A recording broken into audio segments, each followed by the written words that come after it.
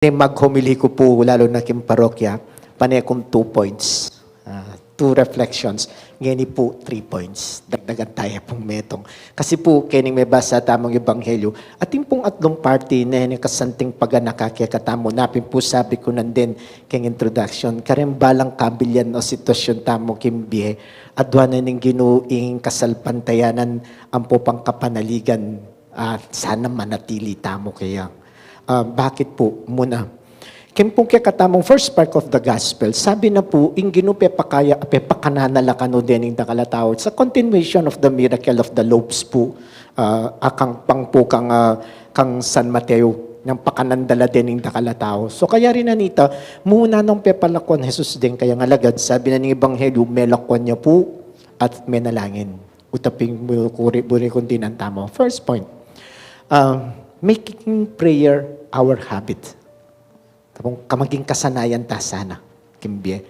Nang kayo po kasi po tang mapagalta na, malakak na kamo. Ewari ne po. Itabang nang kay sabi da kay katamo, make it a prayer before you sleep and when you wake up. Ewari ne po. Bakit before you sleep? Kaya ni pong seminaryo pa nila sasabihan kay kamitan ni Charles, kayong seminaryo nga na, itong night prayer tamo is an examination of conscience of what happened the whole day.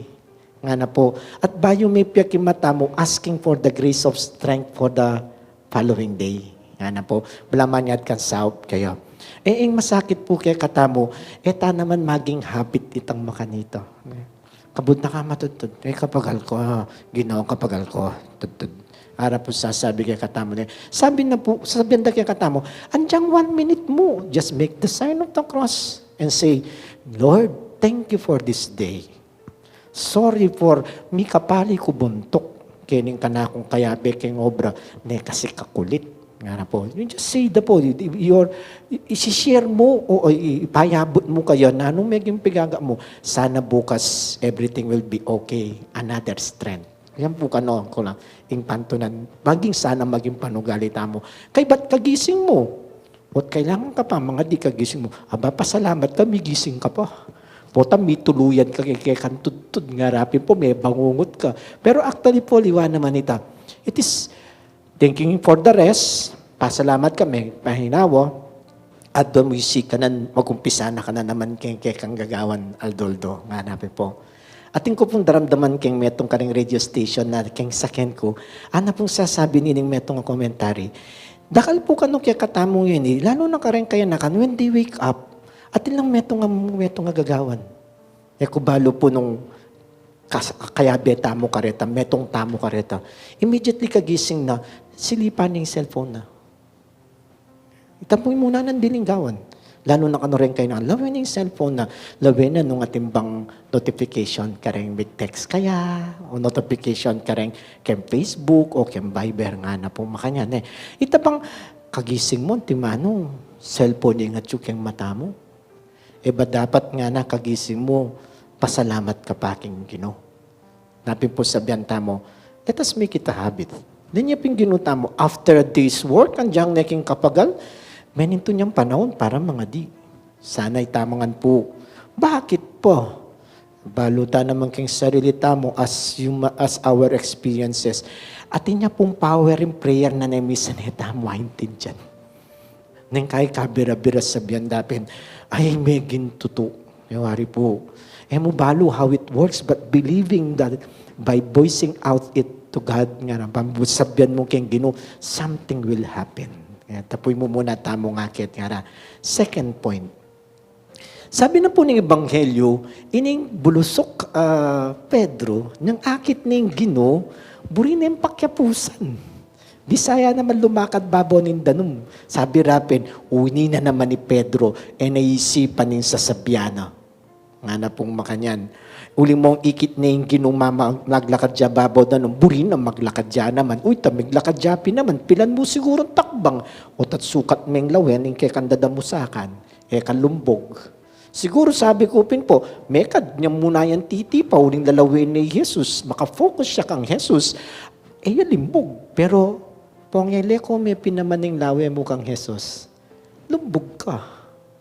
Ewari po, Napin ng minsan po tang etamo mga di, mangay na tamo.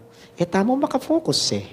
Etamo makatulid kayong Ginoo. Nang kaya na pisasabi, andyan makatulid ka kayong Ginoo, andyan pa nga nakasakit yung panamdaman mo, mapapagal ka kayong biye. Balo mo kayong sarili mo, andyan igagamo kaya, ngarapin po. Knowing na bala mo, makasikan mo rin, uling balo mo kayong sarili mo, Ginoo kayo ni, pakiramdaman at pakiramdaman na ako, yawari na po. Ito po yung akit tamong milyari kang Pedro, yawari. Pero yung sinting nga nita, niyang malulumod ni, Ginoo di sakya, Ginoo, sopan mo ko. Dakal pong pinandit kimbeta mo, we experience the same situation. Neng kay prostrated ka, kay nga no manggagawa mo. Neng kay kakabayat na nakakiyang problema. Neng kay napin po sabihan na kaya katamo, minalako na kagana. Minalako na kagana kay gagawan mo. Neng kay po tang marilyarita kimbeta mo, wari, ako nisasabihan ng Ebanghelyo, mahus ka kaya. Ginoo, sopan mo ko. Naita, atin na pong panabilin. Atin taong pasaw na mamiyasa. Balayo po ita, human experience. Pasaw piya ka mamiyasa, uling ka balo mo yan. O kaya mamiyasa, uling bangka tayo, nebo papagal. Wari po napasaw piya ka. Papasa nangan ka. Na dapat sana, tining gagawin. Pero, sopan mo na ako. So, papasa nangan yung yan nangan. Wari po. Pero aliwaiting sasabihan yung Ginoo. It's an humble way of asking for help. Hanapin po that after doing everything, balo tamo, human as we are, we need the guidance of an Almighty. Mas may sikan at mayupaya kaya katamo harapin po. Naitapin ka doon ng panabilin ng may pabalita. Muna, ayaw kakalingwan yung pangadi. Bangka tapotang may punta tamo kayong puntong mapagal, masakit, mamumblema tamo. Pwede tamong guli sa kaya, Ginoo, sopan mo ko. At po tapusan ng pasawap tamo, paganaka. Ating kang gagawan. Mo maniyasa king ginungan, nga napin po, na dapat ating ka naman panigobran ting biya mo, ulimbalo mo kitang kang kapibabatan, kanita yung grasya na ng Diyos. Tatlo po. That's part of the gospel. Sabi na po, sinakalaking bangka, at tinok na nga ni sabla. Nga na po ng Ebanghelyo kaya katamo wari. Kay ba't sinabi ra, tutupin, ika ing anak ng Diyos. Bala mo po, in my reflection, bala mo sasabihan ng Ginoo, with the grace you have received, teach it to others, share it to others. Kwento mo ka rin aliwa. Bala mo po mata, ating kang milyaring masanting kimbiye mo, nang sabihan tamo pin, God is good all the time. Share that God who is good all the time. Kwento mo, no, na anong maging denasan mo, yawari niya po.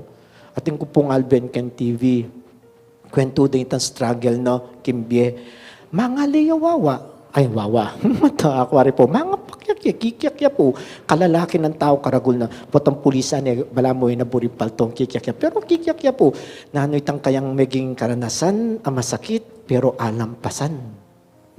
Na potang pakiramdaman mo, bala mo, miyayabi ka kitang luwana, pero sisikang kalub, nung agawana, nung gewana, aba, ako man dapat.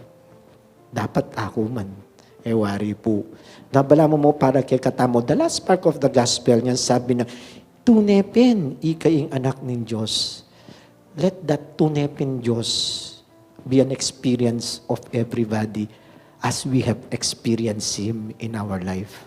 Nyapin po, balang pinandit ng biyatamo, nano man sitwasyon, nano man kabilyan, itasan ang kasalpantayanan, bunga ng panalangin, bunga ng tiwala, etamo po sana paborin mabawala.